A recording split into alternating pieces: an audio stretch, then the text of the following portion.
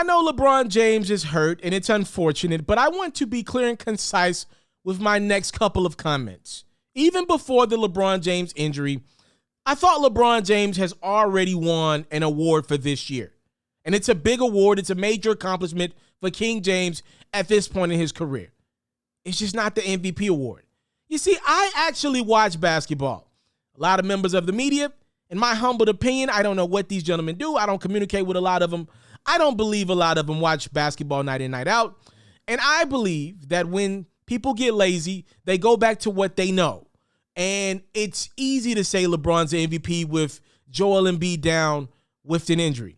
But if you actually watch the games, which I do night in, night out because I love what I do for a living, to me, it's clear that LeBron wasn't the MVP. Has he been great this year? Yes.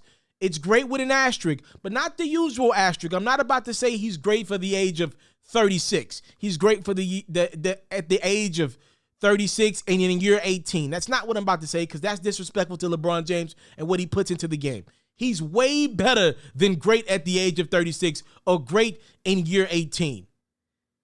He's great for somebody who's been great this long. He's great for somebody who's already been the best player in the game for almost a decade straight for most of it. That's the LeBron James award. The fact that he is still the best player in the world, and I think he, without a shadow of a doubt, has earned that trophy this year as once again the best player in the world. To me, that's the accomplishment. He's not the MVP. If you watch the games, more times than not, Nikola Jokic has been unbelievable for the Denver Nuggets. I'm expecting them to climb up the standings. Jamal Murray has not been great all the time. The Joker has been. He's up the ante with his passing. He's up the ante with the rebounds. He's been great for Denver. You look around. Damian Lillard, what he's been able to do with the Portland Trail Blazers has been unbelievable. Let's not forget, alongside Anthony Davis being out for the Los Angeles Lakers, CJ McCollum has missed a little more time for the Portland Trail Blazers. And if you put those Lakers and Blazer rosters next to each other, remove LeBron James and remove Damian Lillard, I don't know if there's anybody out there that would tell me the Blazers, led by Gary Trent and Carmelo Anthony, have a better roster without both of the two stars in the mix for both teams. Come on now, Montrezl Harrell can ball. Kyle Kuzma ain't a scrub. Dennis Schroeder gets a bucket. Come on, the Lakers got a better roster, removing both two stars off each of those rosters. Dame held down that Blazers team to a top 4 seed, and he was dropping 40 balls left and right, 50 pieces. He's up the ante on his passing ability. Has LeBron been great? Yes, we got some triple-doubles this season as well. He's been unbelievable for the Lakers. But if you watch the games, LeBron has not had the spectacular 48-point nights that Dame has had. He ain't had the 44-point nights the Joker has had. He ain't had them type of performances. And I'm just asking you, if you're going to name LeBron the most valuable player, can you think of one game off the top of your head that you remember this year from King James? I watch every Laker dribble, and even I can't. I can tell you multiple moments from Damian Lillard, whether it was the three-pointer to beat the Chicago Bulls in Chicago a couple months ago, or the unbelievable performance where he had like 19 assists in New Orleans. The unbelievable performance where he scored 50 just a couple of days ago against the Pelicans, right? Again, like he has been unbelievable time and time after again. Clutch bucket after clutch bucket. He lit up All-Star Weekend. To me, Damian Lillard's season was more memorable than LeBron James and the Los Angeles Lakers thus far this year, and now he's injured, obviously. Nikola Jokic, similar to Dame, of course, he's had those moments.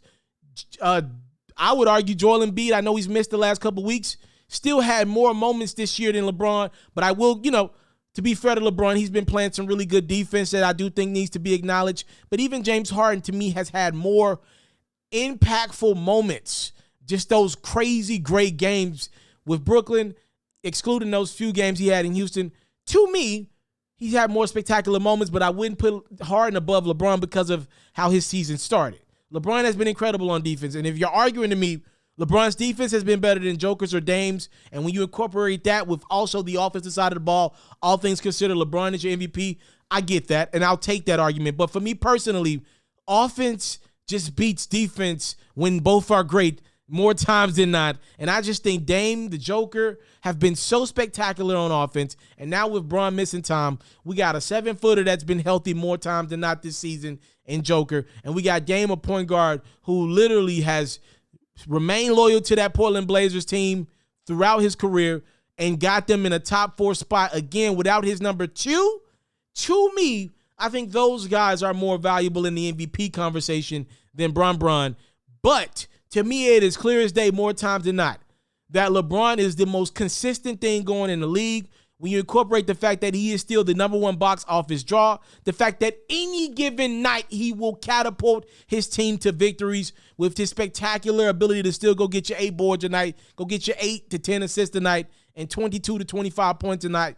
I get it. If LeBron is your best player in the world, if I'm looking at Kawhi Leonard, Kawhi has not been good in the clutch this season. The Clippers have went up and down. I'm looking at Kevin Durant. Your best ability is availability. And unfortunately for KD, as much as he balls out when he plays, he ain't been able to make it to that court. James Harden, he can't lead a team to the heights that LeBron has been able to lead a team by himself. All due respect to the bearded one. When you look around, to me, LeBron James is still the best player in the world, but the best player in the world doesn't always win the MVP. If that was the case, LeBron James would have about 10 of them things in his closet. Catch full new episodes of FERRO's music-based platform every day only on YouTube at It's Mr.Taliaferro. You can also find clips, updates, giveaways, and more on Facebook, Instagram, and Twitter, also at It's Mr.Taliaferro. For all basketball fans, make sure you tune in to FERRO's daily highlights, reports, and commentary on YouTube at Hoops FERRO, and even more updates on Facebook, Instagram, and Twitter at Hoops FERRO as well.